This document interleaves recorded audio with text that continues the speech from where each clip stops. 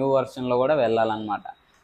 Next వచ్చేసి ఇది వచ్చేసి ఐకానిక్లో బెస్ట్ క్రింపర్ అనమాట. ఇది ప్రైస్ వచ్చేసి 6000 ఎంఆర్పి. ఇది సేమ్ మనకి చిన్న ప్లేట్స్ ఉంటాయి అనమాట. అంటే ప్లేట్స్ అంటే డిస్టెన్స్ అనేది ఎక్కువ ఉండదు, ఇది క్రింపింగ్ అనేది కనిపించదు మనకి. న్యాచురల్గా లైట్ వాల్యూమ్ ఇస్తుంది మనకి. లేయర్స్ సన్న లేయర్స్ కావాలన్నా కూడా మనం తీసుకోవచ్చు అనమాట. ఇందులోనే ఇంకొక క్రింపర్ ఉంది, ఇది వచ్చేసి S9 అనమాట. మీకు కనిపిస్తుందా S9.